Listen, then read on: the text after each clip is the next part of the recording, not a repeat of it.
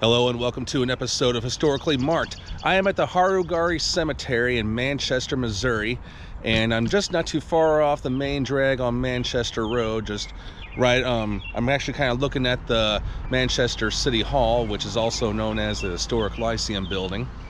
So, this is it's a rare kind of cemetery here in St. Louis, well, St. Louis County here in the area. But as you probably already know, all cemeteries are not created equal. You have the traditional non-denominational cemeteries. You have a lot of military cemeteries or national cemeteries. Then you also have religious cemeteries like Catholic, Muslim, Protestant, and so on. And then there's also African American or black cemeteries. Of course, I know that kind of thing doesn't fly today because, at the time that was kind of the norm. But then you also have fraternal cemeteries, or secret society cemeteries in this case. So I'm going to go ahead and show you. There's a marker and lots of interesting stuff, so come on. And that right there is the arch. And this over here is the marker.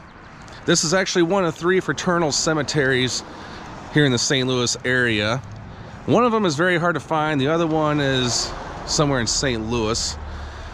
But this one actually has a marker, and here it is. The name Harugari is derived from the old German word Haruk, which means holy shrine, a meeting place under the oak trees. In 1877, Harugari Cemetery was established as a burial ground for a secret German society named for the ancient order of German knighthood called the Order of Harugari.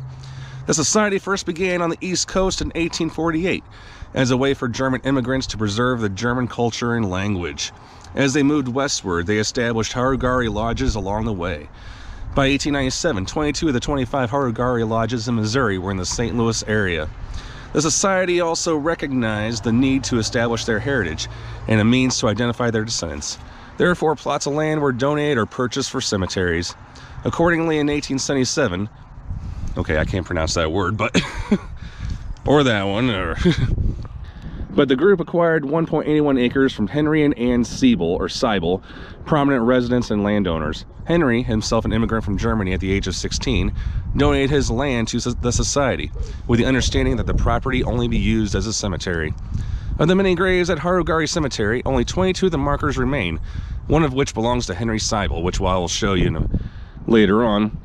For generations, surviving family members of those laid to rest here have provided the upkeep for the cemetery. So a little background on the Harugari, in addition to what is explained. It was at one time the largest German secret society in the United States. Harugari also refers to worshippers in a sacred grove. So, okay, secret society, I'm not really into that kind of wording because, it's like there's a lot of secret societies out there that people know about, like, say, the Illuminati, or, I don't know, there's all kinds. But then there's also some that I probably don't know about, or I'm just going to make one up at the top of my head. The International Dog Worshippers Association or something. I don't know. But point is, if people know about it, then it's not so secretive. Well, I looked up the term secret society in the dictionary, or dictionary.com rather. I mean, I know what it is, but how is it defined? Okay, so dictionary.com says it's an organization as a fraternal society where the members of which take secret initiation oaths, share secret passwords and rites, and are bound to assist each other. Okay. I kind of think of like that SNL Saturday Night Live sketch where they had the 5 Timers Club where they had that secret handshake. But I know that's a different thing.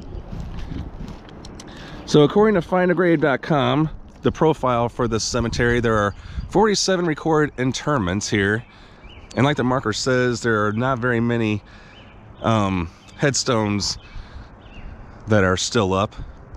And behind the marker, there's actually a photograph and a timeline. Let's check it out.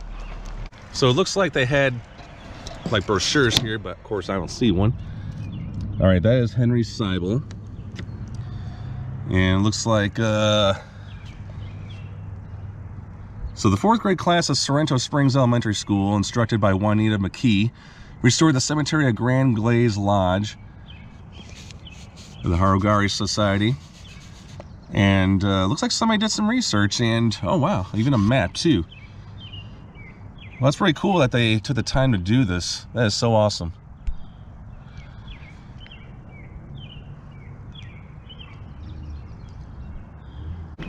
So again, it is not known how many people are actually buried here. I could be literally standing on somebody's grave, who knows? But I'm gonna go ahead and walk around just a bit.